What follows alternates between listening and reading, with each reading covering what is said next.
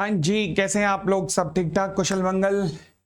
चलो जी, CA inter के सभी स्टूडेंट्स, सीए इंटर ऑडिट, बहुत बहुत स्वागत है आपका इस रिवीजन क्लास के अंदर। जिस रिवीजन क्लास के अंदर हम आपका शायद सबसे इंपॉर्टेंट चैप्टर जो है उनमें से एक कंसीडर करेंगे, जिसका नाम है रिस्क असेसमेंट। इस चैप्टर की खास बात है कि इसके अंदर हम जो बहुत वाइटल एसेज हैं, लाइक एसे 315, एसे 330, ये भी खत्म करेंगे। और साथ में control risk and inherent risk, चलिए इन सब का भी हम रिवीजन शुरू करते हैं। तो लेट अस स्टार्ट। चैप्टर की शुरुआत होती है एक टर्म से जिसका नाम है ऑडिट रिस्क। ऑडिट रिस्क का मतलब क्या होता है? देखो जी, दो सिचुएशंस हैं। पहला सिचुएशन नंबर 1, एक्चुअल पोजीशन क्या है कंपनी की कि फाइनेंशियल स्टेटमेंट में कोई भी इशू नहीं है, परफेक्ट है, परंतु ऑडिटर ने मिस स्टेटमेंट कह दिया। ऑडिटर ने कह दिया मिस स्टेटमेंट है। क्या ये ऑडिट रिस्क है? नहीं, ये खतरनाक नहीं है। क्यों? क्योंकि फाइनेंशियल स्टेटमेंट में एक्चुअल में तो कोई इशू नहीं है ना, फिर कोई दिक्कत नहीं। परंतु हाँ, सिचुएशन नंबर 2, अगर फाइनेंशियल स्टेटमेंट में एक्चुअल में मिस स्टेटमेंट है और ऑडिटर ने कह दिया कोई इशू नहीं है, ये ऑडिट रिस्क की परिस्थिति होती है। ये होता है ऑडिट रिस्क। क्लियर हो गई इतनी बात? तो ऑडिट रिस्क का मतलब क्या है कि जब एक्चुअल में मिस स्टेटमेंट है बट ऑडिटर कहे कि नहीं जी कोई भी मिस स्टेटमेंट नहीं है। अब इस ऑडिट रिस्क को ना मैं एक इक्वेशन के थ्रू समझ सकता हूं।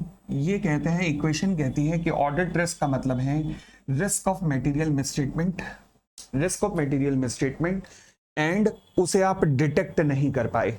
यानी कि रिस्क ऑफ मटेरियल मिसस्टेटमेंट है और उसे आप डिटेक्ट नहीं कर पाए। व्हेन आई से रिस्क ऑफ मटेरियल मिसस्टेटमेंट है, इसका मतलब क्या होता है? रिस्क ऑफ मटेरियल मिसस्टेटमेंट दो तरीके का हो सकता है, एक होता है इनहेरेंट रिस्क और एक होता है कंट्रोल रिस्क। तो यानी कि अगर मैं ऑडिट रिस्क की बात करूं तो ऑडिट रिस्क के 3 कंपोनेंट होते हैं। एक होता है इनहेरेंट रिस्क, एक होता है कंट्रोल रिस्क और तीसरा होता है डिटेक्शन रिस्क। ठीक है जी, तो इन तीनों से मिलकर बनता है ऑडिट रिस्क। फिलहाल ऑडिट रिस्क की डेफिनेशन अगर हम करें तो क्या होगा? डेफिनेशन का मतलब क्या होगा?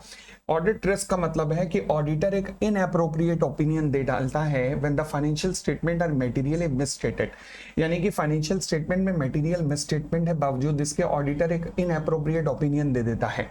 Thus it is the risk that the auditor may fail to express an appropriate opinion. Audit risk is the function of, किसका फंक्शन है? Risk of material misstatement, and auditor उसे डिटेक्ट नहीं कर पाया, मतलब डिटेक्शन रिस्क। तो इनके combination से बनता है क्या? Audit risk. I hope it is clear.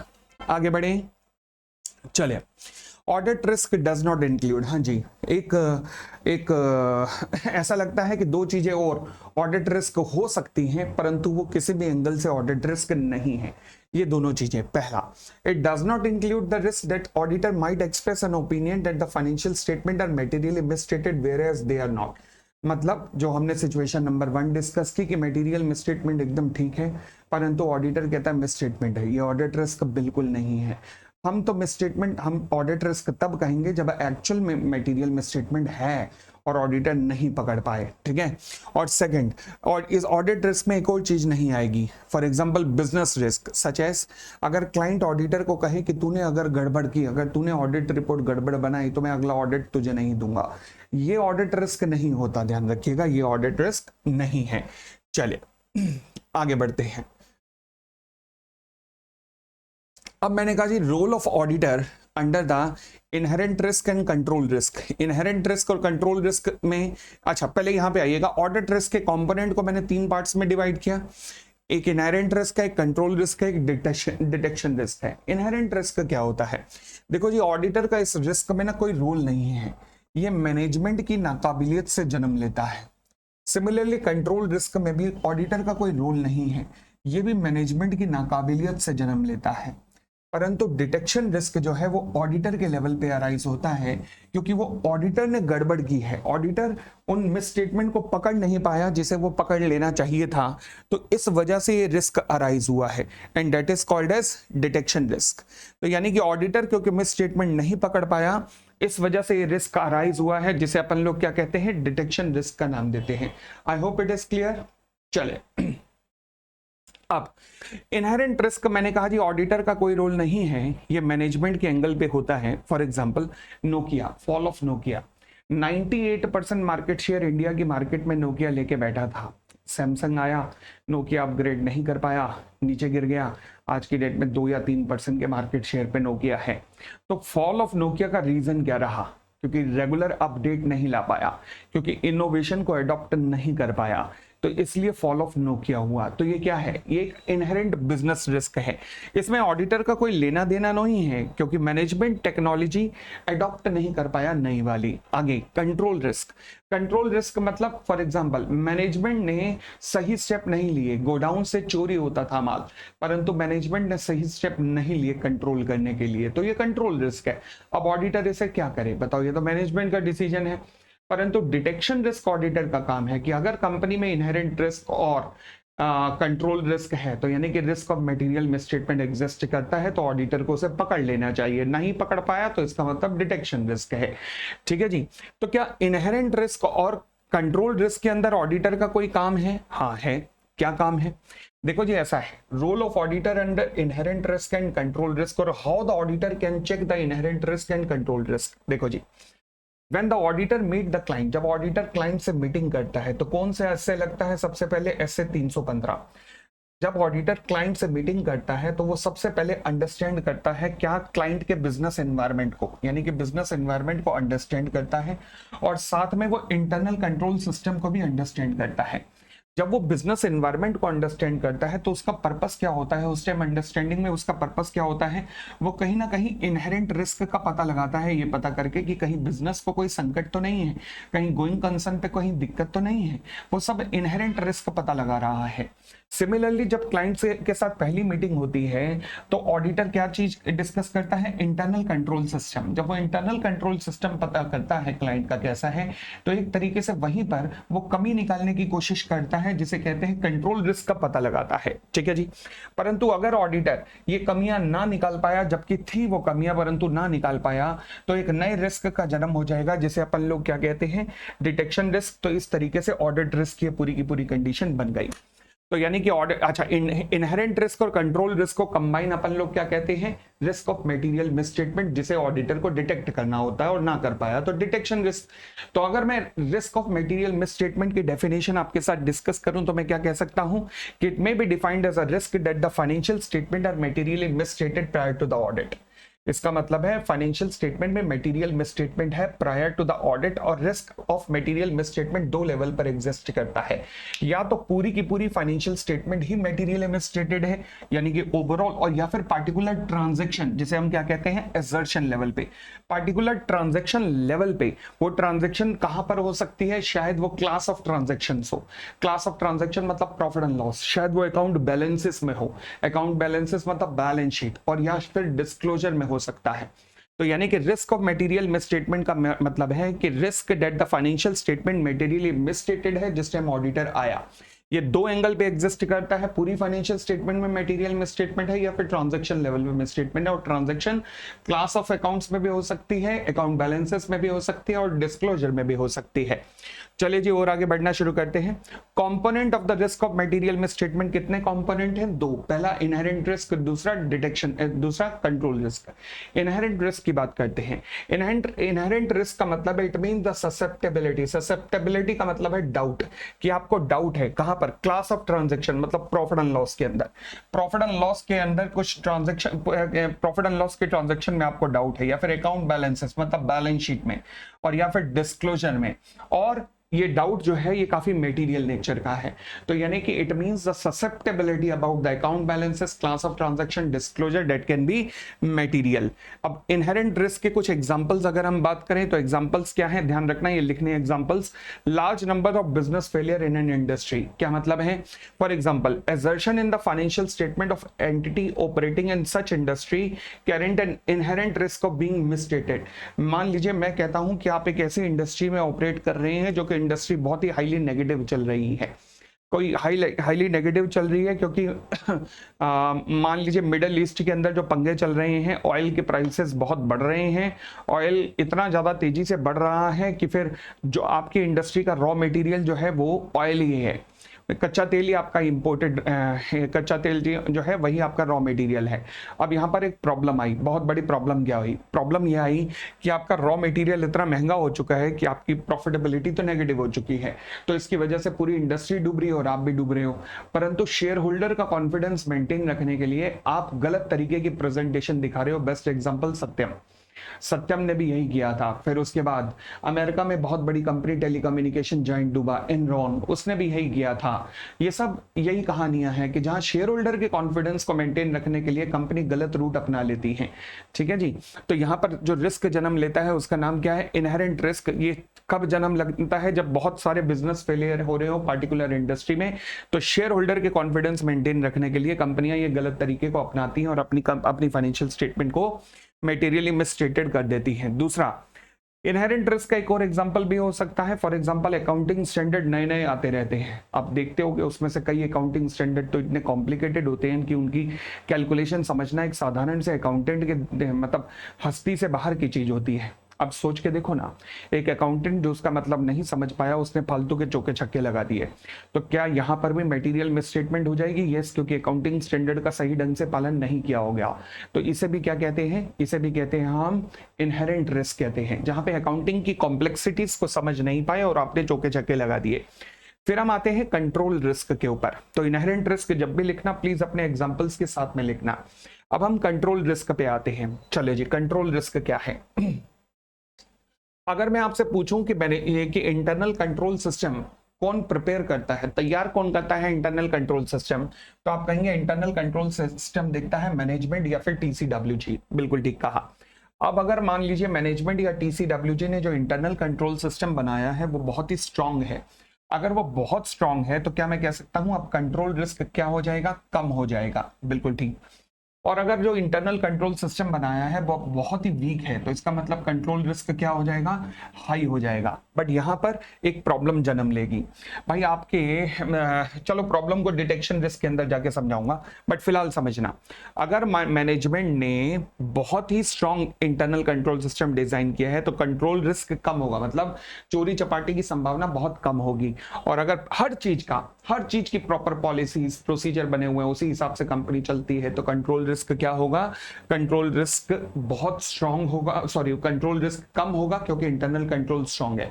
परंतु अगर कोई पॉलिसी कोई प्रोसीजर नहीं है, सब हवा हवाई है, तो कंट्रोल रिस्क क्या होगा, ज्यादा हो जाएगा क्योंकि इंटरनल कंट्रोल वीक है। ठीक है जी।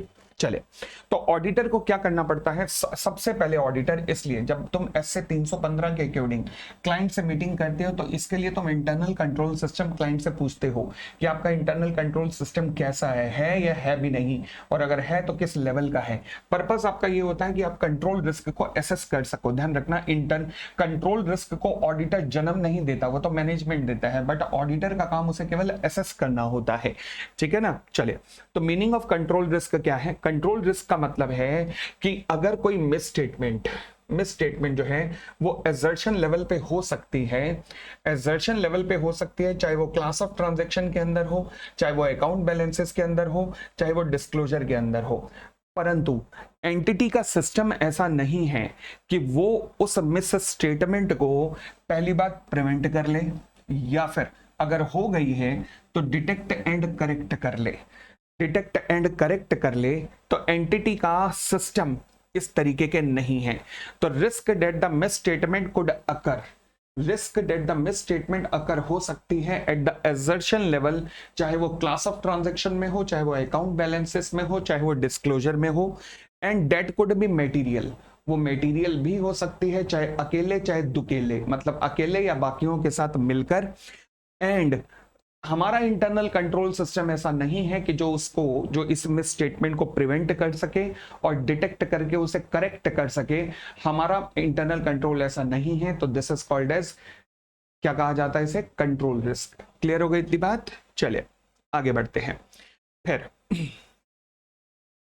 उसके बाद आते हैं examples of the control risk. हाँ जी, कंट्रोल रिस्क के भी कुछ एग्जांपल्स जब भी आए तो प्लीज ये एग्जांपल कोट करके जरूर आना। जैसे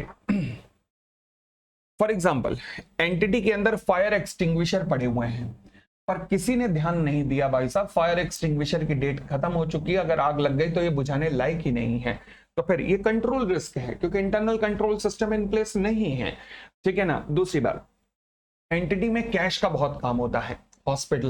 हॉस्पिटल के अंदर पेशेंट कैश लेके आते हैं। जब एंटिटी में कैश आता है तो क्या होता है कि डेली बेसिस पे उसकी काउंटिंग होती है। पहले काउंटिंग जो कैशियर है वो करता है, फिर उसका सीनियर करता है।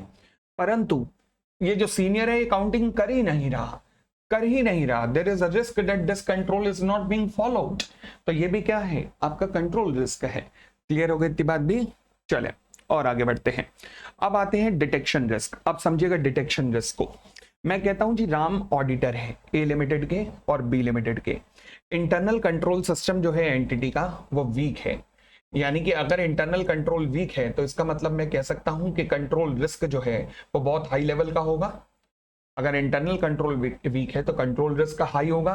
अब ऑडिटर जो है मैनेजमेंट से उसने डिस्कशन की इंटरनल कंट्रोल की, तो वो समझ गया कि इंटरनल कंट्रोल वीक है, कंट्रोल रिस्क हाई होगा। तो ऑडिटर क्या करेगा, यहाँ पर ऑडिटर सब्सटेंटिव प्रोसीजर अपने बढ़ा देगा।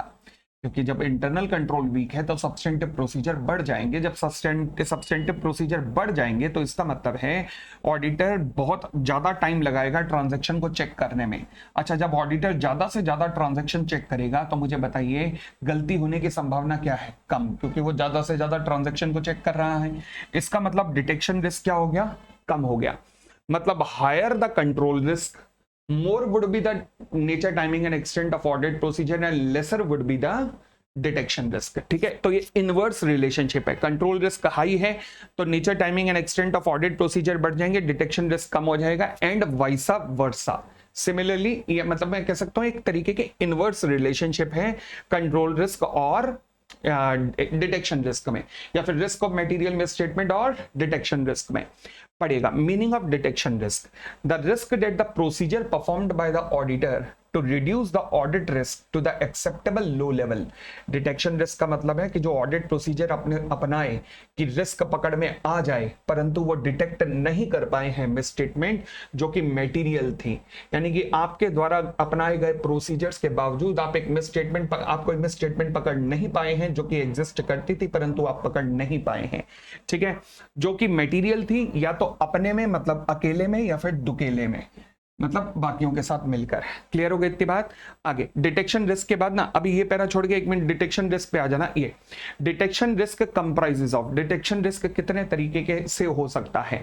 ये सैंपलिंग रिस्क के फॉर्म में भी हो सकता है और नॉन सैंपलिंग रिस्क के फॉर्म में भी हो सकता है। सैंपलिंग रिस्क का मतलब क्या होता है, सैंपलिंग रिस्क का मतलब होता है कि ऑडिटर ने जो सैंपल चुना है, फॉर एग्जांपल मान लीजिए 1000 ट्रांजैक्शन थी, 1000 ट्रांजैक्शंस में से ऑडिटर ने केवल 100 ट्रांजैक्शंस को चेक किया और 900 के बारे में कमेंट पास कर दिया कि भाई कोई मटेरियल मिसस्टेटमेंट नहीं है, क्योंकि 100 ट्रांजैक्शन को चेक किया था उसमें कोई मटेरियल मिसस्टेटमेंट नहीं थी। अब बाकी 900 के बारे में उसने कमेंट पास कर दिया। ठीक है, क्या ये पॉसिबल है कि उन 900 में मिसस्टेटमेंट हो? Very much possible. तो इस तरीके के रिस्क को हम लोग क्या कहते हैं, सैंपलिंग रिस्क। सैंपलिंग रिस्क को आगे सैंपलिंग के चैप्टर में जाकर भी पढ़ेंगे। आगे फिलहाल नॉन सैंपलिंग रिस्क क्या होता है। नॉन सैंपलिंग रिस्क का मतलब है जहां पर सैंपल साइज चुनने में ऑडिटर से गड़बड़ नहीं हुई है। फिर गड़बड़ किस बात में हुई है, कोई ऑडिट प्रोसीजर अपनाने में। यानी कि ऑडिट प्रोसीजर जो आपको सही ढंग का अपनाना चाहिए था ऑडिटर, वो आपने शायद ऑडिट प्रोसीजर यहां पर अपनाया नहीं है, जिस वजह से डिटेक्शन रिस्क यहां पर हो गया है।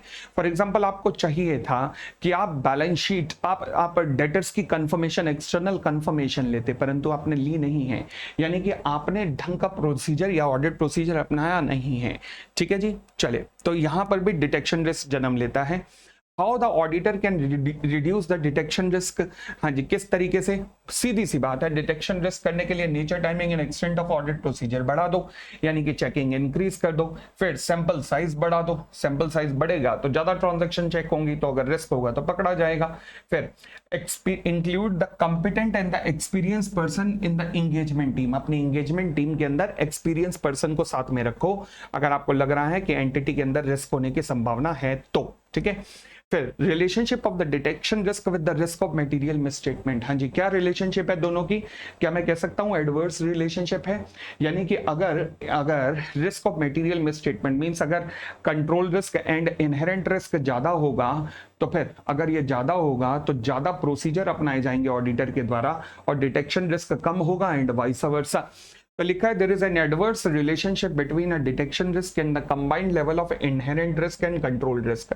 दस where the inherent risk and the control risk high है तो auditor follow detail substantive procedure, तो डिटेक्शन रिस्क लो हो जाएगा एंड वाइस वर्सा। ठीक है जी, चलो जी और आगे बढ़ते हैं। अब आता है असेसमेंट ऑफ रिस्क। हाँ जी, अब असेसमेंट ऑफ रिस्क, यहाँ पर एक सवाल पहले जब करेक्ट इनकरेक्ट आते थे तो बहुत ज्यादा बनता था, बट यहाँ पर अभी भी एक सवाल इस स्टेटमेंट के ऊपर बन सकता है कि जो असेसमेंट ऑफ रिस्क है is a matter of the professional judgement and not a matter of the precise measurement.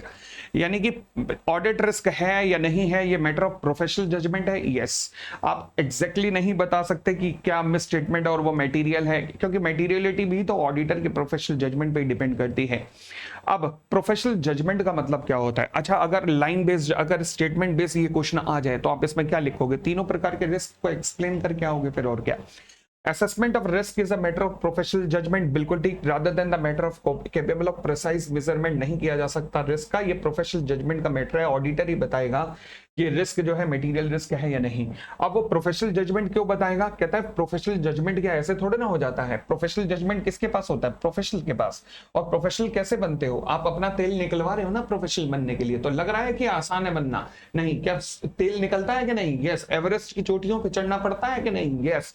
तो फिर the distinguished feature of the professional judgment expected of a auditor is that it is exercised by the auditor। हाँ जी, कौन professional judgement कौन exercise करता है? Auditor exercise करता है। Auditor बनना आसान है ना? ना, तेल निकलता है। कैसे? whose training, knowledge, experience have assisted in developing the competency, ताकि वो रीजनेबल प्रोफेशनल जजमेंट डेवलप कर पाया है। ऐसे नहीं कोई ऐसे ही हमने पपलू टपलू पकड़ लिया और उसे कहा प्रोफेशनल जजमेंट लगा और उसने कहा जय माता दी, ऐसे थोड़ा ना होता है। तो भाई साहब, जो ऑडिटर है उसकी इस लेवल की ट्रेनिंग है, उसकी इस लेवल की नॉलेज है कि उसको प्रोफेशनल जजमेंट क्या होता है उसे डेवलप वो कर चुका है, तो वो प्रोफेशनल, तो यानी कि audit risk is a matter of the professional judgement. Now चलिए आगे, मेरे पास आता है अगला topic called as misstatement. का मतलब क्या होता है?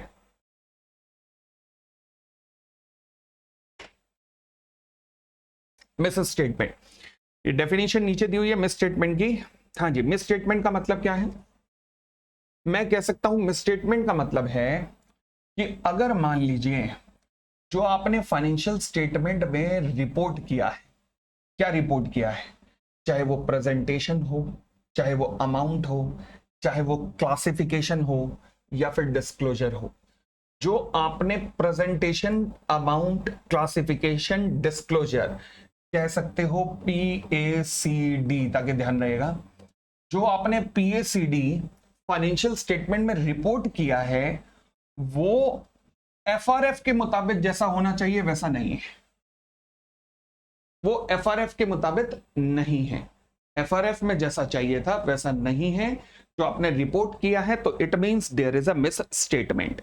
मिस स्टेटमेंट दो तरीके से अराइज हो सकती है। मैनेजमेंट भी इन्वॉल्व है, जानबूझ के हो रहा है तो फ्रॉड है, और अगर मैनेजमेंट इन्वॉल्व नहीं है तो ये एरर है, मतलब जानबूझ के नहीं किया गया। एरर और फ्रॉड में फर्क क्या है? एरर के साथ अगर इंटेंशन जुड़ जाए तो फिर वो फ्रॉड बन जाता है। ठीक है, आगे बढ़िएगा। Some examples of misstatement. हाँ जी, फॉर एग्जांपल कैपिटल एक्सपेंडिचर को आपने रेवेन्यू एक्सपेंडिचर शो कर दिया और वाइस वर्सा। गलत अकाउंटिंग पॉलिसीज का आप लगा रहे हैं फाइनेंशियल स्टेटमेंट बनाते हुए। ओवर स्टेटमेंट या अंडर स्टेटमेंट ऑफ इन्वेंट्री हो रहा है। फेक एक्सपेंसेस जानबूझ के बुक किए जा रहे हैं प्रॉफिट एंड लॉस के अंदर, या फिर over स्टेटिंग of the receivable in the financial statement by not writing it of. मतलब आपके बेड डेट्स होने चाहिए पर आप बेड डेट्स नहीं दिखा रहे, आप डेटर्स बैलेंस दिखा रहे हैं बावजूद इसके कि आपके बेड डेट्स हो जाने चाहिए, तो इसे कहा जाता है मिस स्टेटमेंट। चलिए जी, अब हम आते हैं एक बहुत ही इंपॉर्टेंट एस्से के ऊपर जिसका नाम क्या है? एस्से 315, एस्से 315। चलो जी देखना शुरू करते हैं ये क्या कहते हैं। एस्से 315, जैसे नाम विशाल है वैसे अंदर का कॉन्सेप्ट भी बहुत विशाल ही है। Identifying and assessing the risk of material miss statement through understanding the entity and its environment. Okay, तोड़ के अगर इसे देखा जाए तो क्या बनता है? आइडेंटिफाई करना सबसे पहले। अच्छा, यहां गड़बड़ है, एसेस करना, कंफर्म है गड़बड़ है। किस चीज की गड़बड़ है? रिस्क ऑफ मटेरियल मिसस्टेटमेंट की। बट आपने किस तरीके से पहचानी? अंडरस्टैंड करके एंटिटी को या उसके एनवायरमेंट को। अब कैसे पहचानते हो, आइडेंटिफाई कैसे करते हो, एसेस कैसे करते हो? Through understanding the entity and its environment including the internal control.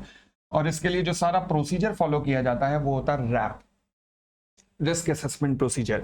चलिए जी, तो आइएगा सबसे पहले ऑब्जेक्टिव ऑफ एसए 315 पे आते हैं। ऑब्जेक्टिव ऑफ एसए 315 क्या है? कहता है जी यहां पर ऑडिटर का ऑब्जेक्ट क्या है? पहली बात आइडेंटिफाई करना, दूसरी बात एसेस करना, चेक करना कि सही में है कि नहीं। क्या? रिस्क ऑफ मटेरियल मिसस्टेटमेंट किस वजह से हो सकती है? दो ही वजहें हैं, या तो फ्रॉड होगा या एरर होगा। फ्रॉड और एरर कहां पर हो सकती है? दो जगह पर, या तो financial statement as a whole या फिर एजर्शन लेवल पर। अच्छा, फिर आप किस तरीके से इसे आइडेंटिफाई करेंगे? आप एंटिटी को अंडरस्टैंड करेंगे, उसके एनवायरनमेंट को अंडरस्टैंड करेंगे, including the internal control system. तो इस तरीके से आप उसे आइडेंटिफाई एंड एसेस करेंगे। तो दोबारा बोलो जी, ऑब्जेक्टिव ऑफ ऑडिटर क्या है? ऑब्जेक्टिव ऑफ ऑडिटर है कि आइडेंटिफाई करना एंड एसेस करना। किस चीज को? Risk of material misstatement. कितने लेवल पे हो सकती है? दो लेवल, ओवरऑल फाइनेंशियल स्टेटमेंट या फिर एजर्शन लेवल। किस वजह से हो सकती है? या तो फ्रॉड या एरर की वजह से। कैसे आइडेंटिफाई करेंगे आप? यहां पर आइडेंटिफाई या एसेस कैसे करेंगे? एंटिटी को अंडरस्टैंड करेंगे, उसके एनवायरनमेंट को understand including the internal control system. ठीक है जी। For the purpose of identifying and assessing the risk of material misstatement, auditor को क्या करना पड़ेगा? देखो जी, आइडेंटिफाई एंड असेस करने के लिए ऑडिटर तुम्हें क्या करना पड़ेगा? सबसे पहले तो आइडेंटिफाई करना पड़ेगा द रिस्क। रिस्क क्या है? Through the process of obtaining and understanding. इसके लिए एंटिटी की अंडरस्टैंडिंग, उसके एनवायरनमेंट की understanding, including the internal control की अंडरस्टैंडिंग आपको चाहिए। फॉर एग्जांपल, क्लाइंट से आपने अब ये आइडेंटिफाई कैसे करोगे? अभी हम देखेंगे कि क्लाइंट से या मैनेजमेंट से इंक्वायरी वगैरह करोगे। इंक्वायरी कर रहे थे आप, तो आपको पता लगा कि भैया क्लाइंट के ऊपर कुछ केस वगैरह हो रखे हैं। अगर क्लाइंट के ऊपर कुछ केस वगैरह हो रखे हैं तो इसका मतलब तो लिटिगेशन एक्सपेंसेस सॉलिड होने चाहिए थे। ठीक है, तो पहले तो क्लाइंट से मीटिंग में पता लगा कि आपके ऊपर कई लोगों ने केसेस कर रखे हैं। अच्छा, फिर एसेस किया। assess the identified risk and evaluate whether they relate to the assessment whether they relate to the assertion or overall financial statement। अब आइडेंटिफाई करने के बाद एसेस करो, चेक करो कि सही में ऐसा हो रहा है कि नहीं, कि सही में केसेस हुए हैं कि नहीं। अब आपने पहली बात आइडेंटिफाई किया, दूसरी बात एसेस किया, तीसरी बात अब रिलेट करो। रिलेट करो जो आपने आइडेंटिफाई किया और एसेस किया कि भाई साहब सही में केसेस हुए हैं। कुछ केसेस सुप्रीम कोर्ट में चल रहे हैं, आपने असेसमेंट किया। कुछ केसेस हाई कोर्ट में चल रहे हैं, आपने असेसमेंट किया। आइडेंटिफाई कर चुके थे कि केसेस कई चल रहे हैं। रिलेट करो, रिलेट करके अब जरा एनालिसिस करके पता लगाओ कि भैया इसका मतलब तो लिटिगेशन एक्सपेंसेस सॉलिड होने चाहिए। तो फिर relate the identified and assess risk to check what can go wrong at the assertion level. तो यानी कि ट्रांजैक्शन लेवल पे क्या गड़बड़ हो सकती है, सोचो। आइए, now consider the likelihood of the miss statement. अब देखो, पता लगा लिटिगेशन एक्सपेंसेस है ही नहीं, ओ भाई, या फिर बहुत कम है, वाह, वकील के घर के ही हैं। तो फिर consider the likelihood of the miss statement including the possibility of the multiple miss statement whether the potential miss statement can result in the material miss statement. यानी कि अब ऐसा हो सकता है कि एंटिटी ने डिस्ट्रिक्ट कोर्ट के जितने केसेस चल रहे हैं उनको दिखाया ही नहीं, उन सबको अगर कंबाइन कर दिया जाए तो ये मिस स्टेटमेंट मिल के मटेरियल मिस स्टेटमेंट बन सकती है। तो फिर अब लास्ट में क्या है? Consider the likelihood. तो सबसे पहले आइडेंटिफाई करना है, उसके बाद एसेस करना है, फिर दोनों को रिलेट करना है, फिर कंसीडर करना है the likelihood of the material misstatement. यानी कि छोटी छोटी मिसस्टेटमेंट मिलकर बड़ी मिसस्टेटमेंट हो, मटेरियल मिसस्टेटमेंट हो, इट इज क्वाइट पॉसिबल। ठीक है जी। तो अब अगर मैं आपसे पूछूं कि रोम के अंदर कौन कौन से स्टेप होते हैं, steps in understanding this risk of material misstatement, कौन कौन से स्टेप है? आइडेंटिफाई, एसेस, चेक मतलब रिलेट करो, और फिर लाइक्लीहुड कंसीडर करो। अब हम आते हैं रिस्क असेसमेंट प्रोसीजर। देखो जी, मैंने कहा ऑब्जेक्टिव ऑफ एसए 315 क्या है? ऑब्जेक्टिव ऑफ एसए 315 है कि पता लगाना कि कहीं रिस्क ऑफ मटेरियल मिसस्टेटमेंट है एट द एजर्शन लेवल और द फाइनेंशियल स्टेटमेंट लेवल, या इन दोनों लेवल पे क्या कोई मटेरियल मिसस्टेटमेंट है जो कि फ्रॉड और एरर की वजह से हुआ हो। और ऑडिटर इसका पता कैसे लगाता है? Understanding of the entity and it's environment including the internal control system. तो जो प्रोसीजर अपनाए जाते हैं ना ऑडिटर के द्वारा, इसका पता लगाने के लिए, रिस्क ऑफ मटेरियल मिसस्टेटमेंट का पता लगाने के लिए जो ऑडिटर प्रोसीजर अपनाता है, प्रोसीजर कौन से अपनाएगा, क्लाइंट से मीटिंग वगैरह करेगा, ये सब प्रोसीजर, जो क्लाइंट ये प्रोसीजर, जो ऑडिटर ये प्रोसीजर अपना रहा है, उन प्रोसीजर्स को हम कहते हैं risk assessment procedure. The audit procedure performed to obtain an understanding of the entity and its environment, including the internal control system. किस लिए? आइडेंटिफाई करने के लिए, असेस करने के लिए रिस्क ऑफ मटेरियल मिसस्टेटमेंट जो कि फ्रॉड और एरर की वजह से हो सकता है, चाहे असर्शन लेवल पे हो, चाहे ओवरऑल फाइनेंशियल स्टेटमेंट लेवल पे हो। ठीक है जी। अब रैप क्यों परफॉर्म किया जाता है? रैप इसलिए परफॉर्म किया जाता है to provide a basis for identification and assessment of risk of material misstatement at the assertion and and overall financial statement level। वही घिसपिट के वही लाइन आ रही है और क्या।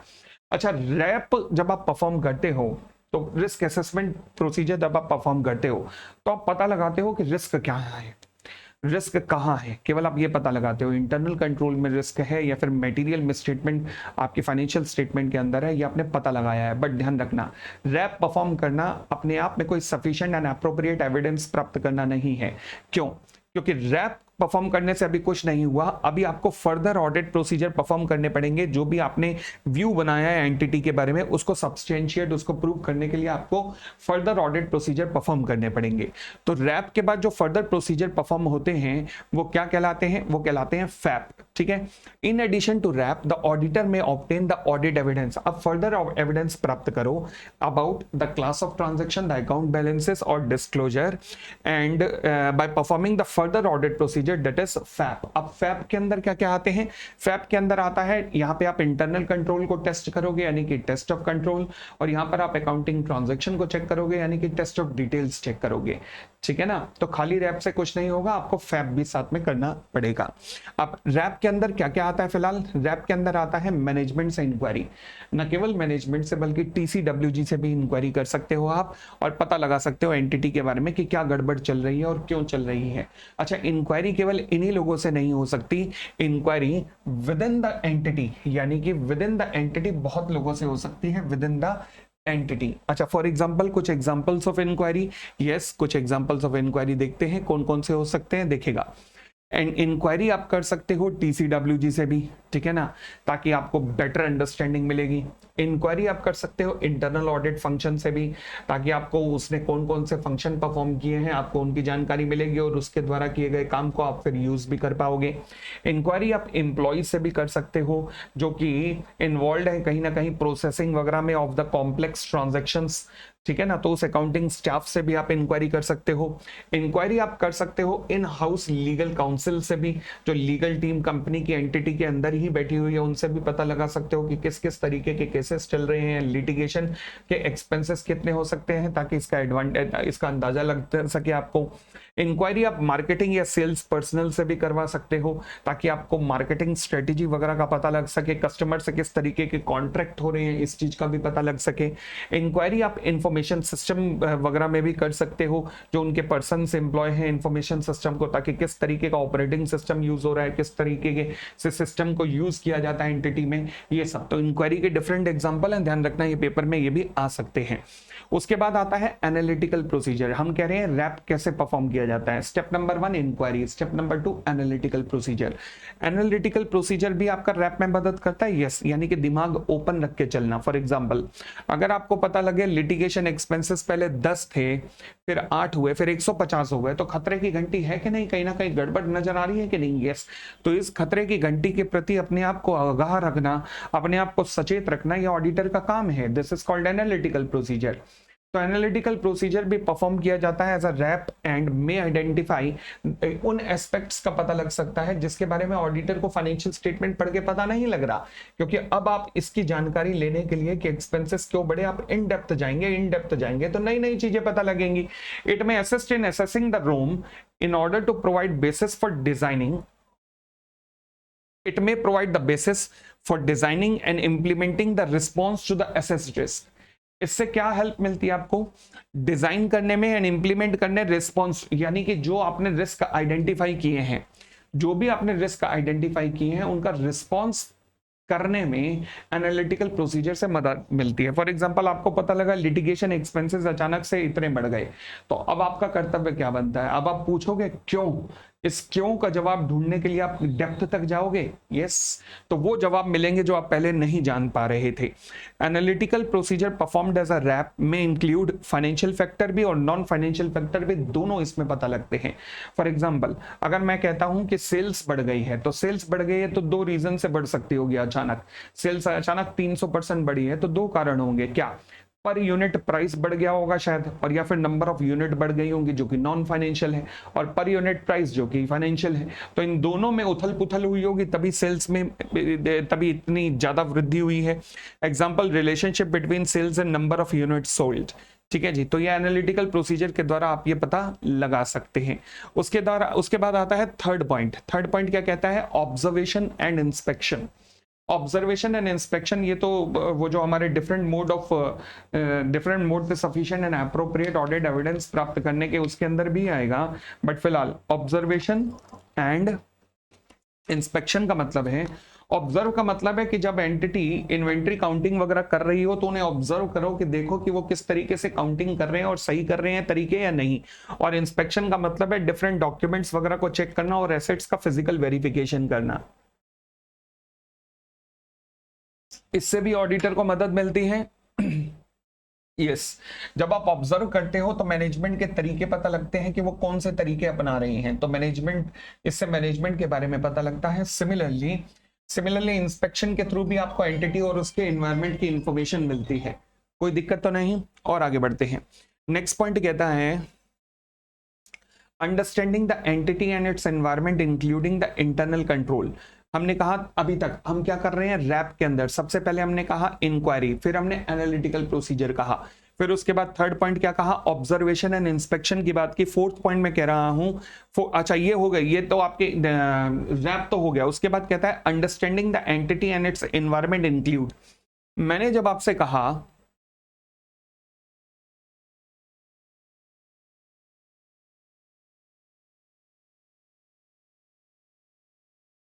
कि रैप के अंदर हम क्या करते हैं, रैप के अंदर हमारा कर्तव्य क्या होता है, एंटिटी का पता लगाना, एंटिटी को अंडरस्टैंड करना including it's internal control system.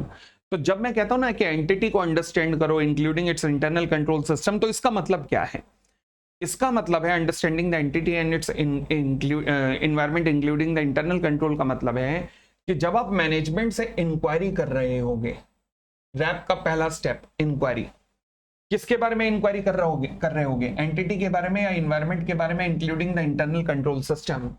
तो ऑडिटर को कुछ बातों पे इंफॉर्मेशन कलेक्ट करनी चाहिए उस इंक्वायरी के अंदर।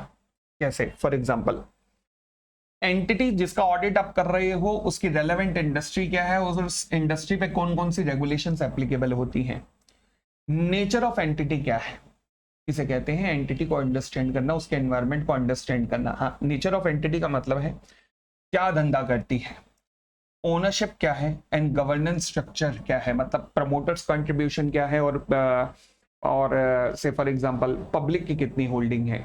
जैसे मैंने जी का एग्जांपल लिखा हुआ है, प्रमोटर्स का केवल 4% पैसा लगा हुआ है, कंपनी डूब भी जाए, मर भी जाए, लुट भी जाए तो उसको कोई परवाह नहीं। यही हुआ, 350 का शेयर 140 पे आजकल। ठीक है, the way the entity structured, किस तरीके से एंटिटी को स्ट्रक्चर किस तरीके से किया गया, मतलब डेट क्या है एज कंपेयर टू इक्विटी, आप एंटिटी को अंडरस्टैंड कर रहे हो, ध्यान रखना। Types of the investment that the entity is making, whether the entity is going to take over और the entity is getting take over. Next, accounting policies including reasons for change, अगर recently इस year में accounting policies के अंदर change हुए हैं, मतलब क्यों चेंज किए, जरा रीजन पता लगाओ। Entities objective and strategy and the business risk, जो कि एंटिटी के सामने हैं, जो कि उसके पैरों पे खड़ा होने में दिक्कत क्रिएट कर सकते हैं, वो कौन कौन से हैं, इसे कहते हैं understanding the entity and it's environment. ठीक है जी, आगे बढ़े। अंडरस्टैंडिंग ऑफ एंटिटी, क्या ये कॉन्टिन्यूअस प्रोसेस होती है? यस। क्या मैं कह सकता हूं कि अगर मैंने एक्सिस बैंक का ऑडिट किया तो वहां जाकर मैंने इंक्वायरी की मैनेजमेंट से, रैप के अंदर जब मैंने इंक्वायरी कर ली मैनेजमेंट से, पूरी एंटिटी को डिटेल में अंडरस्टैंड कर दिया, तो अब जब मैं एक्सिस बैंक का ऑडिट किया और उसके बाद जब मैं आईसीआईसीआई बैंक का ऑडिट करने जा रहा हूं तो मुझे ये सब करने की जरूरत नहीं है, गलत है, मुझे दोबारा से करना पड़ेगा। क्यों? क्योंकि understanding of the entity is a continuous process. चाहे आपको पार्टिकुलर इंडस्ट्री का ज्ञान हो, इट डजंट मीन कि आप क्लाइंट को अंडरस्टैंड नहीं करोगे क्योंकि वो उस इंडस्ट्री का है, ये गलत है। तो obtaining an understanding of the entity environment including the entities internal control system एक कॉन्टिन्यूअस प्रोसेस है। किस चीज के लिए? ये कीवर्ड्स हैं, ध्यान रखना, of gathering, updating and analysing, GUA या GAU information during the audit. तो यानी कि बहुत ही रेलेवेंट है ये, गैदरिंग करने के लिए, अपडेट करने के लिए एंड एनालाइज करने के लिए the information during the audit. ठीक है जी। फिर such understanding establish a framework. Audit का फ्रेमवर्क पूरा इससे पता लग जाता है और ऑडिटर उसी हिसाब से प्लान करता है अपना ऑडिट और एक्सरसाइज करता है अपने प्रोफेशनल जजमेंट कुछ मामलों में। फॉर एग्जांपल, किन किन मामलों में वो ऑडिटर अपने प्रोफेशनल जजमेंट डिसाइड करता है? मटेरियलिटी का लेवल डिसाइड करता है, रिस्क ऑफ मटेरियल मिसस्टेटमेंट कब कंसीडर्ड किया जाएगा वो ये पता लगाता है, सफिशिएंट एंड एप्रोप्रिएट एविडेंस कब प्राप्त होंगे वो ये पता लगाता है।